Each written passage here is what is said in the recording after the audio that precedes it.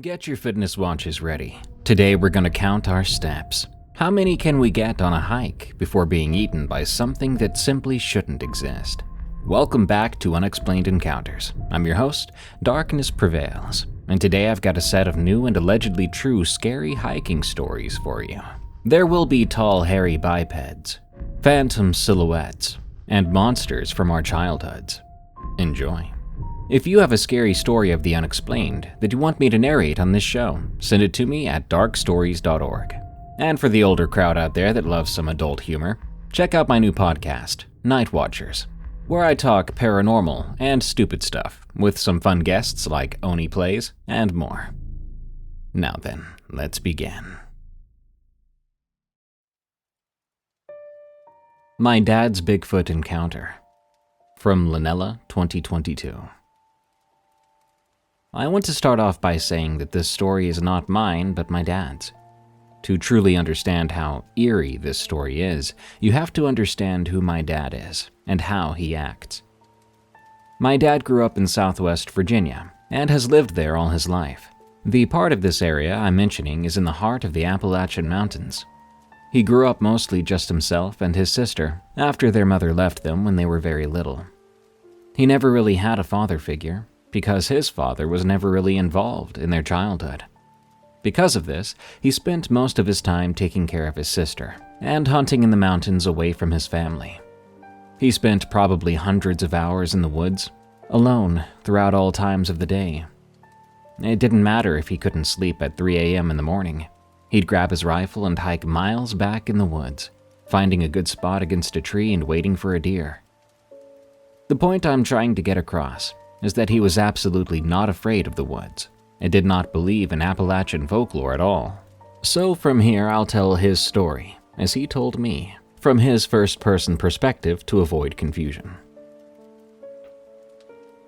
One morning when I was about 18 years old, I woke up around 4 in the morning, and I could not get back to sleep. I laid there trying to doze off, but I was awake and couldn't fight it anymore. I woke up and of course no one was home. Dad was probably still out, drunk somewhere, and my sister was probably with friends from the night before. Hunting season had started a few weeks before. This year was different because I didn't have school anymore after I graduated, so I had all the time in the world to go hunting. I grabbed my rifle, packed some snacks, got some coffee, and dressed warm, since it was well into fall at this point. I hopped in my truck and drove to my favorite place to hunt. My uncle had taken me there the year before, and it was the most serene and peaceful and beautiful spot I'd ever hunted. We went all the time during last year's season. This time I was going alone to just be by myself. I had a lot on my mind as I was deciding whether I wanted to go back to school or just start working to get away from our poverty-ridden town. That day I figured sitting in the woods alone was a perfect way to be alone with my thoughts and think about my future. I finally got to the spot around 5 a.m. The place was called Panther Creek. Not many people hunted there, so I figured I'd have the whole place to myself. I hiked through the woods and along old abandoned logging roads in the pitch-black darkness until I found a spot that looked good. There was a large clearing about 50 yards down the hill from me. I was concealed by the trees on top of the little hill I was on, so I wouldn't have to worry about hiding myself so much. I sat down and finished the last of my coffee. Then I started to wait. Eventually, my inability to sleep earlier caught up with me, and I eventually dozed off by accident. I woke up around 7:30 to crunching leaves, mad that I had wasted all that time sleeping, because apparently deer could have been walking in front of me the whole time. I looked around, but I couldn't see anything. I figured it was just a squirrel. Little bugger was all upset that I was in its area. Luckily, the sun was on its way up, so I could see much clearer than if it had been totally dark. I waited about 45 minutes before a monster buck walked out of the trees and into the clearing. I was shocked at how big this deer was, glad that I was able to find it, but dreading the drag all the way back down to my truck. I picked up my rifle and aimed as well as I could with a broken scope. I had dropped my rifle the previous year and cracked the eyeglass, but I didn't have enough money to replace it yet, so this had to work for me. I lined up the shot, and I pulled the trigger. Luckily, it had been a clean shot, and the buck only ran maybe 20 yards before falling. I tried to look at it with my scope, but it was too cracked and foggy to see the details, so I started to dig through my bag to find binoculars. Eventually, I found them after having to dump the whole thing out onto the ground. I turned around then and looked at the deer, realizing just how big it was. I looked for a little while longer before deciding to start packing up and heading down to the deer. Right when I had put the binoculars back in the bag, I heard a loud snap of a tree branch down past the deer. At first, I thought it was another deer, so I turned and looked. The snapping and crunching of leaves and branches should have been my first warning that this was no deer. Exploding out of the tree line came this large and hairy creature running on 2 legs. It was a dark brown reddish color. I was kind of shocked at first, trying to understand what I was looking at. Its hair was matted and dirty. I tried to reason with myself it was some kind of bear, but that didn't make sense. It ran on 2 legs, not on 4 legs like a bear would. It ran down the hill across from me towards the deer I had just shot. It moved incredibly fast for how large it was. As soon as it got to the deer, it looked at it and let out this gut-wrenching scream that sent a shiver down my back. Just the look of it made the hair on the back of my neck stand up. It then grabbed the deer's back leg and effortlessly dragged it up the hill, taking it into the woods in a matter of seconds. I stood there for a moment, asking myself if I was losing my mind. Then it dawned on me. That thing knew where I was, due to my rifle shot. Had it been watching me? I thought. I realized I'd been asleep for almost 2 hours with that thing in the same area as me, and that thought hit me like a truck. That creature was probably twice my size, twice my weight at minimum, and I really didn't want to think about what would happen if I ran directly into it. Until now, I had been frozen and just watching. My legs were cramped up with post-adrenaline rush, and I felt like I could vomit. I looked at my stuff still all over the ground and decided to leave it there. I then hightailed it down those same log trails that I'd come up on. I finally made it back down to my truck and left, not knowing what I had just witnessed. When I got back, no one was home, so I got back in my truck and drove over to my uncle's house to tell him what I'd seen. When I got there, I ran through the door, startling him and my aunt. I sat down, and he could see that I was physically shaken up. I told him my story, but of course he tried to rationalize with me, saying it was probably just a bear. My initial thought. Time went on, and I didn't think about it too much. I got married, had 2 sons, started to drive a semi-truck to provide for my family. One night, about 15 years after that incident, I was coming back from a 2-week-long trip to California, and I was only about 50 miles from home when I passed another truck driver who looked about 20 years older than me. He flashed his lights to let me know that I was good to get back over, and I hopped on the CB radio to say thanks and to be polite. He responded, and we got to talking, until we found out we grew up in the same area. We both liked hunting and talked about it for a while, and I told him that I'd hunted in Panther Creek, West Virginia, a lot when I was younger. He was silent for a bit, until he responded, "Yeah, me and my wife used to drive through there looking for deer all the time, until we saw something that made me never want to go back." I asked about what he had seen, feeling that dread I'd felt so long ago in those woods. He was hesitant, because he didn't think I'd believe him. I finally convinced him, and this is what he told me. "Me and the wife were driving up there one night down some old back road before my kids were born. We were looking for deer and we rounded a corner. My headlights caught something on the other side of the road on top of the bank. I stopped to see what it was, but before we could even stop, it jumped out in front of us. I slammed on my brakes and stopped only about 5 yards in front of it. It was a big, hairy thing, like some sort of big gorilla. It had red fur that was tangled and messy, and it looked at me and my wife, then screamed at us. It was so loud we both jumped out of shock, and just like it had jumped out, it ran down the bank on the other side of the road. We hauled tail out of there, and we haven't been back since," he said. I was shocked. I hadn't told him my story, so there was no way he was just messing with me. Another few years had passed when my uncle called me. I answered and he said, "They're looking for your Bigfoot." I was confused and a bit irritated that he was still teasing me about this after so many years had passed. I asked what he meant, and I told him to stop teasing me about it. He said, "I'm serious, buddy.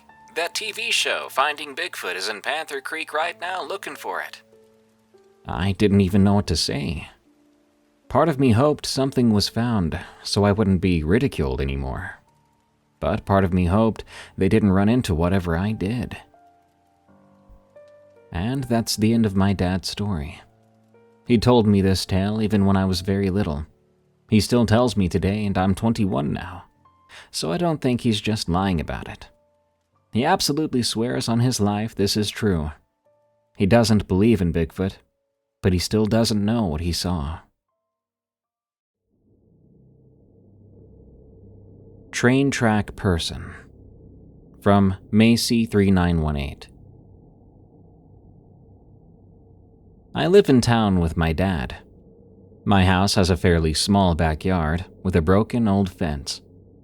Immediately after that fence are these train tracks. Lots of trains come through at all hours.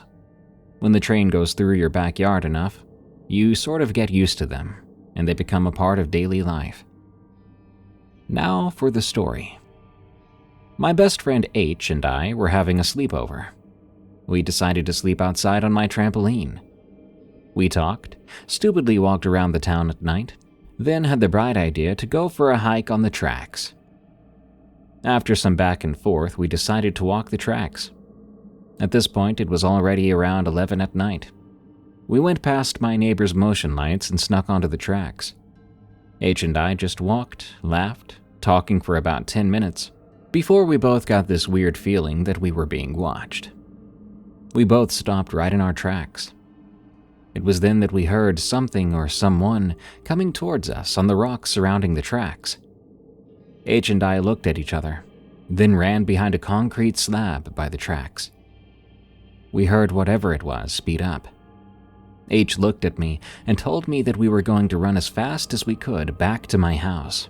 She would count to 5, and on 5 we ran. I nodded my head in agreement. When she counted to 5, we took off. I could hear that thing behind us about 100 yards away, catching up pretty quick. I only looked behind me once. What I saw was a giant shadow with a pale, white, and skinny humanoid figure. I faced towards H again, running even faster now. Only a few minutes later, we made it back to my place. I know that this next part will frustrate people because what we did was stupid. We stayed outside on the trampoline after all that. For a while, everything was fine. About an hour went by when I saw a cat on the street. I picked it up and brought it back to the trampoline. H didn't want to touch it because she thought it was dirty, so I had the cat all to myself on the trampoline. After a while, H had to go use the bathroom and didn't want to go outside, so she ended up going inside and leaving me on the trampoline with the cat. After H went inside, everything went quiet out there. It was like the cat knew something was wrong too. She stayed quiet and alert. I was looking around when I saw this pale face in the corner of my fence, where the other side started. I was actually able to make out some features this time. The thing was pale with sunken-in eyes that looked like black holes. It had no visible lips. That's all I could really see because it was very dark, and I didn't want to stare at it too long. H finally came out after what seemed like forever. I tried to warn her, whispering her name, but she couldn't hear me. However, when she came around the corner of my porch and the motion light came on, the thing was gone. The face had just disappeared. I told her what had happened, and we still decided to stay on the trampoline. At around 5 a.m., we finally went inside, and that was the last I saw of that entity. But sometimes at night, when I have the window open on the second floor of my house, I still hear growling, something moving along the tracks, and I see my neighbor's motion lights go off.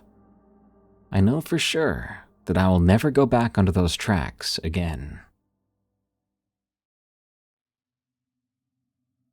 Walking home. From E&E. Every day after school when we were younger, my older brother and I would be dropped off by the bus across a creek rather than near our house. I never knew why. We were just expected to walk the remaining distance through partial forest overhangs and farmland for about 2 miles. Yes, 2 miles of walking in the 90s, every day. Sounds kind of like something my mom would have told me about having to walk barefoot 10 miles just to get a bag of flour at the convenience store. Back then, we never really minded it or questioned it.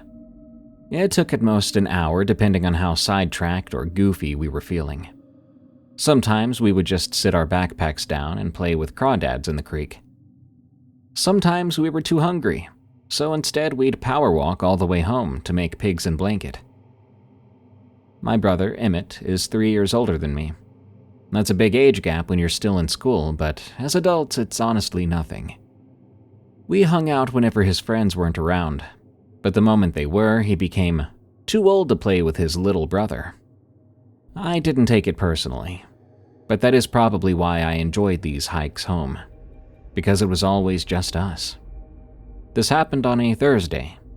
I remember because we had library day on Thursdays, and I checked out this book about sharks that was weighing down my backpack. It was October, but not Halloween yet. Maybe the 20th or so, getting pretty close. It was one of those days where it's nice when the sun's out, but the second a cloud passes over you, you're reminded about how cold it's getting. We got off the bus like normal. Tommy called me a dweeb as I walked past his seat, which was pretty standard. The bus pulled away and left me and Emmett standing there by the creek. He was already heading down to the water. "Come on," he said. "I want to see if that big crawdad is still under the flat rock." I followed him down. The creek was really low at the time. In spring, it could get up to your knees, but right then it was maybe ankle deep at most. We poked around for a few minutes, but didn't find the crawdad. Emmett said it probably died, or maybe it got eaten or something. We crossed at the usual spot and started up the path. There were 2 ways to go. Left went through Old Man Owen's cow pasture. Right went along the woods. The pasture was faster, but Owen had this bull that would chase you sometimes. Not in a mean way, really, more like it was bored and thought you were playing with it. But when a bull thinks it's playing, you can still get hurt. "The cows are all by the gate," Emmett said, looking to his left. "And I think I see Ferdinand over there too." That's what we called the bull. I don't know what his actual name was. "Woods it is," I said. The path along the woods wasn't really a path. It looked more like a deer trail that people had widened by walking on it over the years. The trees came right up to the edge on the right side. On the left, it was mostly tall grass and then Owen's soybean field. We walked for maybe 10 minutes just talking about regular stuff. Emmett was going on about his science teacher, Mr. Paulson, who had freaked out because someone put a dead mouse in his desk drawer. I was telling him about how I'd beaten the water temple in Zelda finally. Just normal after-school conversation. The first weird thing I noticed was this smell. I wouldn't say it was a bad smell exactly. It was kind of like when you open a can of corn, but also kind of metallic. Like pennies and canned vegetables mixed together. Emmett noticed it too, because he stopped talking mid-sentence and I saw his nose wrinkle up. "What is that?" he asked. "I don't know. maybe something dead, I said. But it didn't really smell like something dead. I'd smelled plenty of dead animals on these walks before. This was different. We kept on walking, but a bit slower now. The smell got stronger for a bit, and then it faded. Then it came back strong again, like whatever it was attached to was walking around. That's when we heard the first noise. Sounded like someone humming. You know when you're a kid and you'd blow across the top of a bottle to make that hollow sound? It was like that, but wet in a way. Like someone doing it with spit all over their mouth. We both stopped, and the sound stopped too. Maybe a second after we did. "Hello?" Emmett called out. There was nothing. We started to walk again. The humming started up again too, off to our right in the trees. It was keeping pace with us. When we sped up, it sped up, and when we slowed down, it slowed down. "It's probably just someone trying to prank us," Emmett said, but I could tell he was grasping at straws. The humming got louder. Then there was another one, this time on our left in the tall grass, lower pitched, like it was replying to the first. The sounds went back and forth a few times, those wet hollow sounds, while we just stood there and listened. I was scared but not terrified yet. It was still daylight. We were only about a mile from home. Whatever was making those sounds was staying hidden. Maybe it really was just some people, from school maybe, trying to freak us out. It was the time of year for that. Then I saw something move in the grass off to our left. The grass here was probably about 4 feet tall, brown and dry from the fall. Something was pushing its way through it, making a path straight towards us. It wasn't running, just walking steadily. The grass would part, then spring back up after it passed. "We should go," I said. "Yeah," Emmett agreed. We started to walk fast, not yet jogging, but close to it. The thing in the grass kept pace with us. The humming in the trees got louder and more frequent, and that smell was back in a strong way, making my eyes water. And then the thing in the grass stood up. I only saw it for maybe 2 seconds before it dropped back down, but that was enough. It was pale like a grub or a fish belly. Hairless, the shape was basically human, but the proportions were stretched out. Long arms and the head was too small for the body. When it stood up, it was facing us, but I couldn't tell you what its face looked like. Not because I don't remember, but because I'm not sure it had a face. Not a normal one, anyway. There was a dark spot where the mouth should be, opening and closing, making that wet humming sound.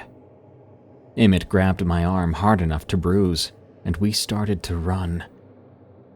Behind us, both the things gave up on being sneaky. We could hear them crashing through the grass and undergrowth, making these excited sounds like dogs that just saw a rabbit. But they weren't barking. It was more like that humming but faster and higher pitched. We ran harder than we ever had before. My shark book was banging against my back through my backpack, and every step my lungs felt like they were full of fire. Emmett was pulling me along, his longer legs eating up more ground than mine could. I looked back once, just once. They were both out in the open now, maybe 30 feet behind us. The pale one from the grass was galloping on all fours, using its long arms to pull itself forward in these big lunging motions. Its buddy from the woods was darker, kind of gray-brown, and running upright, but hunched forward with its arms hanging down past its knees. Both of them had these dark holes for mouths that were far too big, like someone had taken a melon baller to their faces. We burst out of the tree line into Owen's harvested cornfield. It was all stubby corn stalks from the recent harvest. We kept on running, stumbling over the uneven ground. When I looked back again, they had stopped right at the edge of the field. They were just standing there, watching us. The pale one was back on 2 legs, swaying a little bit, like it was deciding whether to follow. The darker one made one more of those humming sounds, long and low. Then they turned around and went back into the woods and the grass. Just like that, like they had decided that we weren't worth it anymore. We didn't stop running until we hit the road. Even then, we just fast-walked, looking back behind us every few seconds. My side had a stitch in it so bad, I thought I was gonna puke.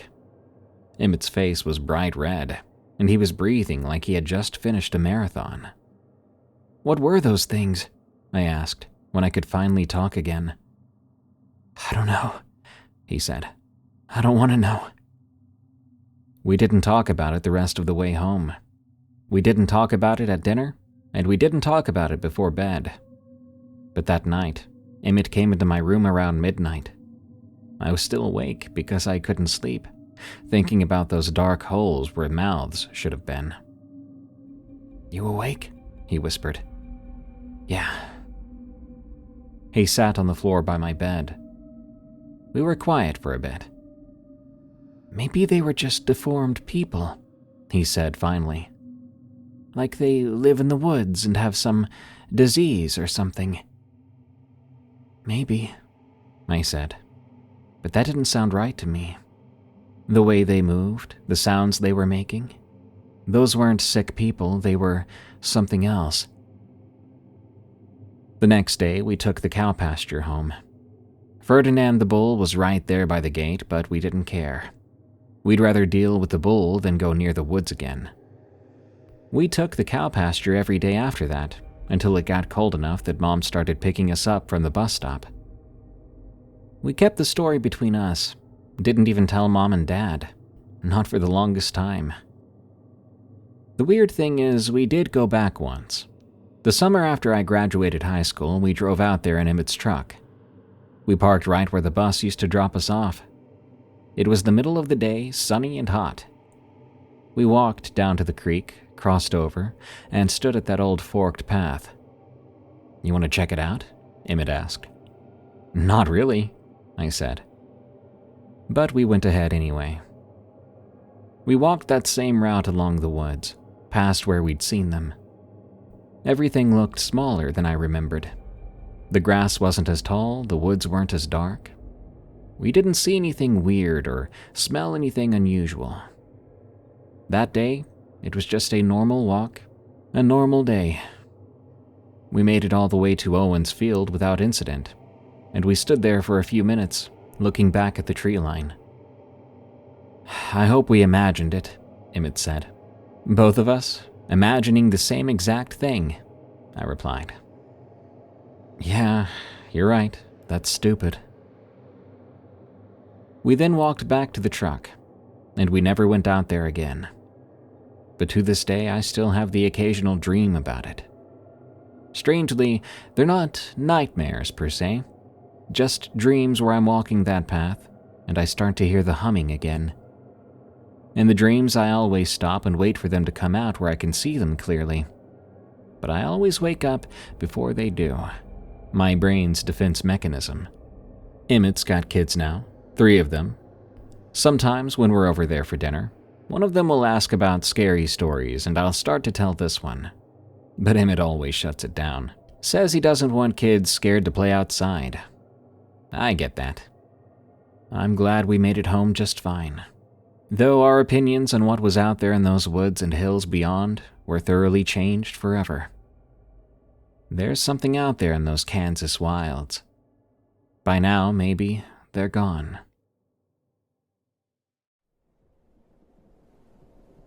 Something was with me when I hiked. From Bory. I'm writing this down because I need to tell someone, and most people I know would think I've lost it.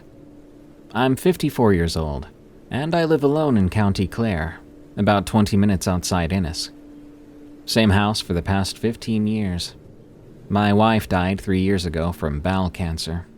Took her 8 months from diagnosis to the end. After she passed, I made her a promise that I was going to get healthy and live a long life. Not waste my good years I had left, sitting in front of the TV and feeling sorry for myself. She would have hated that. So, I started walking. At first, it was just around the neighborhood in the evenings. Then I found some proper hiking trails in the Burren, not far from where I live. Beautiful limestone landscape, very peaceful in the early morning before the tourists show up. I started going 3 or 4 times a week, getting up at 5:30 to be on the trails by 6. Just an hour each time, enough to get the heart pumping and clear my head before work. I'm a quantity surveyor, spending most of my day looking at spreadsheets and construction plans. The morning hikes became the best part of my routine.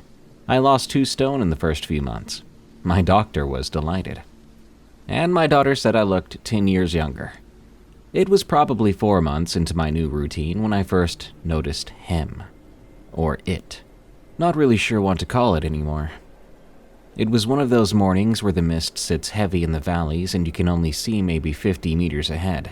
I was on the Green Trail, the one that loops around Moloch Moor Mountain. Easy enough path. I had done it dozens of times by then. I stopped to catch my breath and have some water. And when I looked back the way I'd come, I saw another hiker. Just a dark shape in the mist, maybe 40 meters behind me. Nothing strange about that. Plenty of people use those trails. I started walking again, not thinking much of it. But soon I noticed something odd. Every time I stopped, the figure stopped too. And when I started to walk, it would start walking as well. Same pace, same distance, like it was matching me step for step. I figured it was just a coincidence. Perhaps they were new to hiking and were using me to pace themselves. Though it was a bit weird they never tried to catch up to me or fall back at all. They just maintained that exact distance. This went on for maybe 20 minutes. Then the trail split, and I took the left fork that leads down to the car park. I looked back and the figure was gone. Must have taken the right fork or turned back, I thought. I didn't see them in the car park when I got there. The next few hikes were normal. Clear mornings and no other early risers on my usual trails. I'd actually forgotten about it until maybe 2 weeks afterward. It was another misty morning, same trail, and there they were again. They were the same distance behind me as before, same matching of my pace. This time I decided to test it. I stopped suddenly, pretending to tie my bootlace. The figure stopped immediately. I stood up and walked fast for about 30 seconds, then stopped again. The figure did the exact same thing. That creeped me out a bit. I turned around and called out, "Morning!" My voice carried weird in that mist, but I know they would have heard me anyway. There was no response or reaction at all. The figure stood there, a dark shape against the gray. I kept on walking, faster now. They kept pace. I was properly unsettled by the time I got back to my car. I sat there for several minutes with the doors locked. I was waiting to see if they would emerge from the trail behind me. But nobody came out. The rational part of my brain kicked in on the drive home. It was probably just someone who was shy or didn't speak English. Or maybe they had earphones in and didn't hear me. It could have been anyone. No reason to be paranoid. But it kept happening. Only on the misty mornings, never when it was clear. Always the same behavior. They'd appear somewhere behind me, match my pace exactly, and disappear when I reached the car park or when the trail split. Never any closer than 30 or 40 meters. Never any farther than 50. After the 5th or 6th time, I'd had enough. The next misty morning they appeared. I stopped and I turned around. Then I began to walk straight towards them. I was going to introduce myself, find out who this was and why they were following me. As I got closer, the figure began to back away. Not turning around and walking, but actually walking backwards, keeping that dark, featureless face pointed at me. The mist was thick, and they faded into it before I could get close enough to see any details. I kept walking in that direction for another minute, but there was nothing, like they'd vanished. That shook me. People don't just disappear out of thin air. I spent the rest of that hike looking over my shoulder, expecting them to pop out from behind a rock. But I was alone. I started to wonder if I was seeing things. Some kind of optical illusion, maybe. Your shadow can do funny things in mist like that. Or maybe it was another hiker who happened to be on the same schedule as me and was just as weirded out by the coincidence as I was. Though that didn't explain the walking backwards bit. I tried again a few weeks later. Same thing happened as soon as I moved toward the figure. It retreated into the mist and vanished. This time I noticed something else. No sound. My boots crunched on the gravel path, but theirs didn't. They moved in complete silence. After that, I just tried to ignore it. If some weirdo wanted to shadow me on my hikes, let them, I guess. As long as they kept their distance, what harm were they really doing? I even started to think of them as company in a strange way. The silent hiking partner who never got too close. Well, that was stupid of me. It was a Thursday morning in October, misty again, and my shadow was there as usual. I was on the steep part of the trail that goes up the side of Slieve Carran. It's a tough climb, and I always take a break at the big limestone boulder about halfway up. There's a flat spot where you can sit and look out over the valley, though that morning all I could see was mist. I sat down on the rock and had my water. I checked my phone for messages. My daughter had sent me a photo of my grandson. I was smiling at it when I began to hear footsteps. Fast, running, fast footsteps coming from behind me. I turned just in time to see the figure almost on top of me, close enough that I should have been able to see a face, but there was just darkness where the features would have been. It was like looking into a hole. Then it shoved me, hard, 2 hands flat against my chest, with way more force than something that thin should have been able to generate. I went backwards off the rock and down the steep slope. I must have tumbled about 10 or 12 meters before I hit a tree that stopped me. I scraped up my face pretty bad, twisted my ankle, and would later learn I sprained 2 of my fingers on my left hand, trying to catch myself. I lay there for a minute, dazed and hurting. When I looked back up the slope, the figure was standing by the boulder, looking down at me, just standing there. Then it turned and walked away into the mist. It took me almost an hour to limp back to the car. I drove myself to the hospital in Ennis, told them I'd slipped and fallen, which was partly true. They strapped up my fingers and ankle, gave me painkillers, and told me to rest for a few weeks. I didn't hike for 3 weeks. I told myself it was because of the injuries, but really, I was scared. Whatever that thing was, it had tried to hurt me. It could have killed me if I'd hit my head on the way down. When I finally went back, I stuck to clear mornings only. If there was even a hint of mist in the forecast, I stayed home. I assumed if I couldn't see it coming, it couldn't manifest or whatever it did. This worked for a while. I had some lovely hikes in the crisp winter air, and I started to feel normal again. Then one morning in December, there was unexpected fog. It rolled in while I was already on the trail, and there it was, 30 meters behind me, like always. This time I didn't ignore it. As soon as I saw it, I turned and walked straight at it. It did its backwards fade into the mist thing, and I kept walking just to make sure it was really gone. Then I turned around and continued my hike. 10 minutes later, it was back, and I charged it again, and again, it disappeared. We did this dance 4 or 5 times that morning. I'd see it, march towards it, it would vanish, and I'd continue, like I was sweeping the trail clear every few minutes. Exhausting, but it seemed to work. It never got close enough to push me again. That became my new routine on misty days. see the figure, make it disappear, continue my hike. I probably looked mental, randomly turning around and stomping off into the mist every few minutes. But it kept that thing at a distance. I thought I had everything figured out. Thought I was safe as long as I stayed vigilant on the trails. But I was wrong. It was a Tuesday morning in January. I had set my alarm for 5:30 like always. Woke up a few minutes before it went off. That weird internal clock thing. The room was dark and cold. I lay there for a moment, trying to motivate myself to get out from under the warm duvet. And then I saw something standing right beside my bed. A dark shape against the darker room, leaning over me.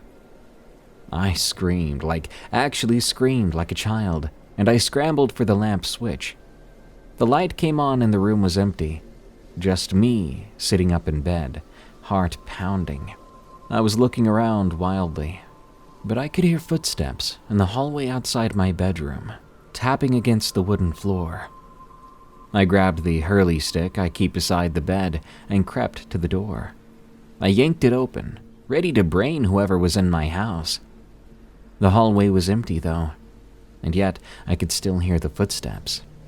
They sounded like they were in my living room. I searched the whole house, every room and every closet, even the bloody attic. Nothing, nobody. The back door was still locked even, and the windows were all shut. Even so, I kept hearing those footsteps, always in the room I'd left.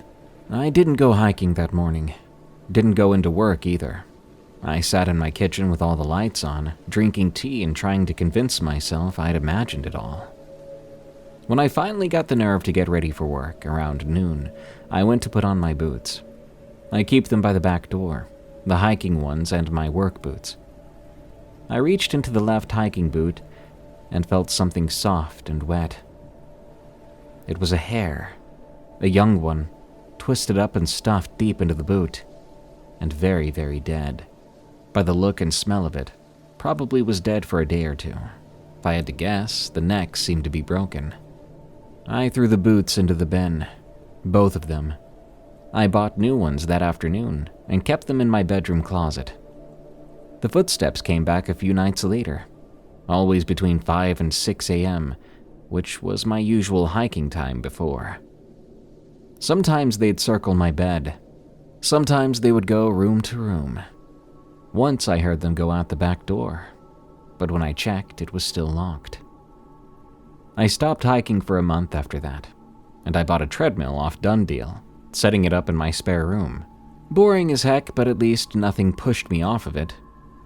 The footsteps stopped after a few weeks. I started to think maybe it was over. But then I made the mistake of trying one more early morning hike. I just wanted to see the sunrise from the trails again, to feel normal and healthy for an hour. There was no mist that day either, crystal clear February morning. But as I was walking, I saw lights in the distance, blue flames like someone burning gas. There were 5 or 6 of them, dancing between the rocks about 100 meters off the trail. I stood there, watching them, trying to figure out what they were. They moved wrong to be fire. They seemed too coordinated, like they were following a pattern. And the color was off. It was too blue, too bright. Then I realized they were getting closer. Not very quickly, but definitely moving in my direction. I turned around and walked back to the car as fast as my legs would take me. The whole time, I felt as if something was right behind me. Reminded me of the day I got pushed. But I didn't look back. That was only a few months ago. I've decided not to go back to the trails. The treadmill is boring, but it is safe. And the worst part is all this has me thinking about selling the house. Maybe I should move closer to my daughter and her family. But part of me hates the idea of being run out of my own home by something paranormal. The Tall, Thin, White Thing in Oakhurst, California. From Abby. I grew up in Oakhurst, which is basically the last real town before you hit Yosemite. I lived there my whole life, 23 years at that point, and somehow never went hiking. Not once. It's embarrassing when I think about it now. Tourists would come from all over the world to hike the trails in my backyard, and I would just drive past the trailheads on my way to work at the Vons. My friend Danny had been getting on my case about it for months. She'd moved up from Fresno a couple of years before, and turned into one of those real outdoorsy types pretty much immediately. REI membership, Patagonia everything, the whole deal. She kept saying I was wasting my life not exploring those mountains. I kept saying I liked my life just fine, with Netflix and air conditioning. But then her boyfriend Marco got involved, and his buddy Tyler. And suddenly it was this whole thing where everyone was going on this easy day hike, and I would be the a-hole if I didn't come. They promised it wasn't anything crazy. Lewis Creek Trail, they said, 5 miles round trip. Even kids do it. I gave in. On a Saturday, I met them at the trailhead at 8 a.m., like they asked. I had on basketball shorts and a regular t-shirt. Danny took one look at me and sighed. "You don't own any hiking clothes?" "These are clothes. I'll be hiking in them. Hiking clothes." She gave me that look she gives me when she thinks I'm being difficult on purpose. And honestly, I was. The hike started out fine. It was still cool in the morning, and the trail was pretty flat at first, winding through these huge pine trees. Tyler was in front talking nonstop about some podcast he was listening to about serial killers. Real in-the-forest mood kind of stuff.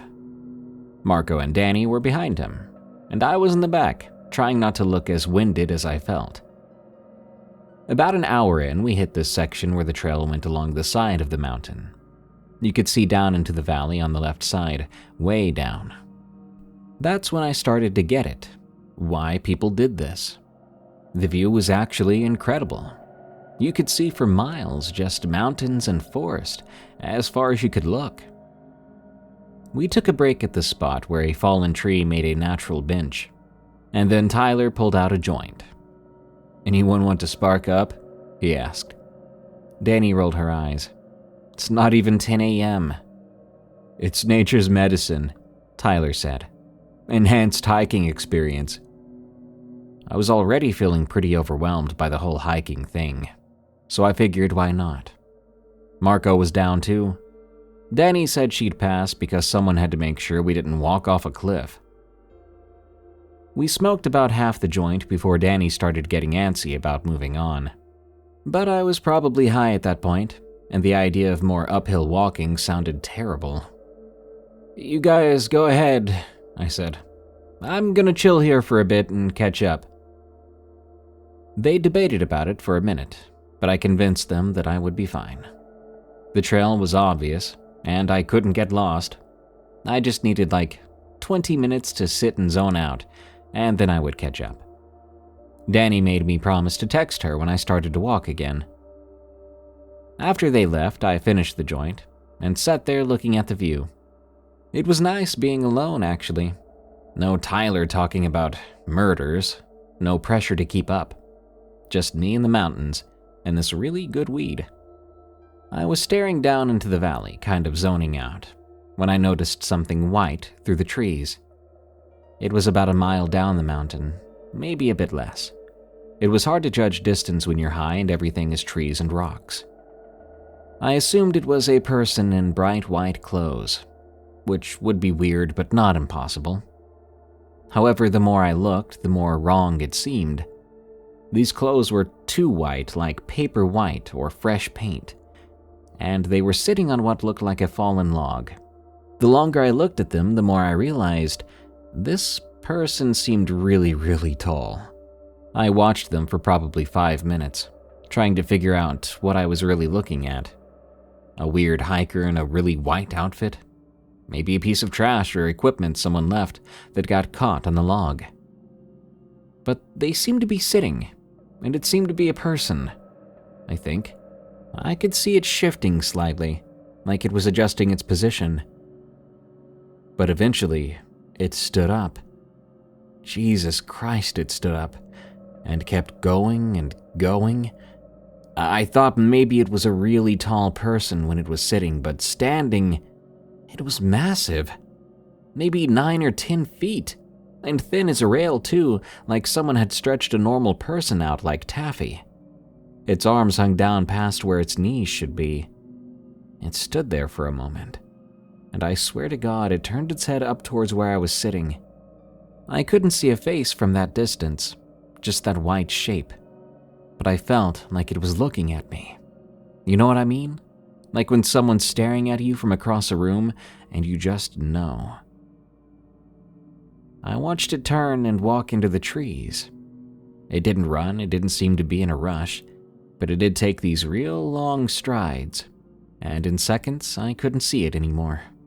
The trees there were maybe 60 or 70 feet tall, so that gave me more perspective as to how tall this thing really was. I sat there for a minute, stone sober suddenly, trying to process this. I got up then and practically ran up the trail to catch up with my friends. I found them about 15 minutes later at the waterfall that was apparently our main destination. "You good?" Danny asked. "You look pale." "Just pushed too hard catching up," I said. But Tyler could tell something was up. "Nah, man, what's going on? You look like you saw a ghost." I sat down on a rock and ran my hands through my hair. All right, this is gonna sound insane, and I was high, so maybe I was just seeing things. "What?" Danny asked. "When you guys left, I was looking down the mountain, and I saw something. It was like this white, tall thing sitting on a log maybe a mile down." "Like a person?" Marco asked. "That's what I thought at first, but then it stood up, and it was freaking huge. Like 10 feet tall and skinny as heck, pure white." Tyler laughed. "Dude, you just got too high. I've seen weirder crap on shrooms." "No, this was different. It wasn't like a hallucination. It was there, and then it walked into the woods." Danny sat down next to me. "Are you being serious right now?" "I know how it sounds." "There are albino people," Marco offered. "Maybe it was just a really tall albino hiker? In the middle of nowhere, 10 feet tall, not wearing any clothes or wearing perfectly white clothes for some reason." We went back and forth about it for a while. Tyler was convinced I'd gotten too high and my brain had turned a regular hiker into something weird. Marco kept trying to find logical explanations, and Danny just kept asking if I was doing okay. Eventually, we ate lunch and headed back down. When we passed the spot where I'd been sitting, we all had to stop and look down the mountain. "So, which way was it?" Danny asked. I pointed. "Down there, sitting by that big fallen tree. You can barely see it through the trees." We all stared for a moment. Didn't see anything strange yet. "Maybe we should go check it out," Tyler suggested. "Absolutely not," Danny said. "We're not going off trail to look for some 10-foot tall forest monster." "I'm with Danny," I said. "I already saw it once, that's enough for me." On the drive home, Tyler wouldn't shut up about it. He kept calling it my forest cryptid and asking for more details. Did it have clothes on? Could you see its face? How exactly did it move? The truth was, I'd only seen it for maybe 30 seconds total, and from really far away at that. Some details were burned into my memory, like that pure white color and the impossible height, the calm way it moved. That night, Danny texted me. "I want to be sure. You weren't screwing around with us earlier?" "Nope," I replied. "I really saw it." "Well, that's just plain creepy," she said. "Yeah." And we left it at that. The Tahoe Incident. From Anonymous. I've told this story maybe 4 times in my life. Once to my ex, who said I was probably dehydrated. Once to my brother, who believed me but made me promise not to tell Mom. And nobody really believes it anyway, which is fine. I barely believe it myself. This was 2008. I was doing contract work in Sacramento and had a long weekend, so I drove up to Tahoe for some hiking. I picked the Rubicon Trail from DL Bliss down to Emerald Bay, a tourist trail really, only 4.5 miles I think, and mostly flat. I started around 9 a.m. on a Friday in late September. The weather was perfect, and there were no crowds. About 2 miles in, I found this cleared area just off the trail with a makeshift bench. A good spot for lunch. I sat down with a sandwich and looked out at the lake. And then I noticed the cairn. Just a pile of stacked rocks about 20 feet away, tucked back in the trees. But it was weird, because it wasn't marking the trail. It was deliberately placed back in the woods. I walked on over to check it out. There were more of them, a whole line of cairns leading deeper into the trees, spaced maybe 10 feet apart. I know you're not supposed to follow weird stuff in the woods, but it was broad daylight, and I could still hear voices from the trail. I figured maybe someone marked a shortcut. The cairns went on for maybe 100 yards, then stopped at a small clearing. In the center was a bigger pile of rocks, maybe 5 feet tall, fitted together like a primitive dome. There was a small opening at the base, just big enough to reach your arm into. The weird part was how clean everything was. No pine needles and no dirt. The ground around it was cleared of debris in a perfect circle. It was like someone maintained it regularly. I turned to head back and almost had a heart attack. There was a man standing at the edge of the clearing, right where I'd entered, probably in his 50s with gray hair, those transitions lenses. Nothing obviously threatening about him, except he was standing there and watching me. "Hey, sorry, I saw the cairns and got curious." He didn't respond, didn't even move. The silence went on for way too long. Is this yours?" I asked, gesturing at the stone structure. Still nothing. What's with this guy, I thought. I started to walk toward him. He was sort of blocking the path, and there was no room to go around. As I got closer, maybe 10 feet away, he finally said something. "You didn't take anything." Now, at first, you might think this was a question, but the way he said it, it was exactly like a statement, a fact. His voice was calm, but something about it made my skin crawl.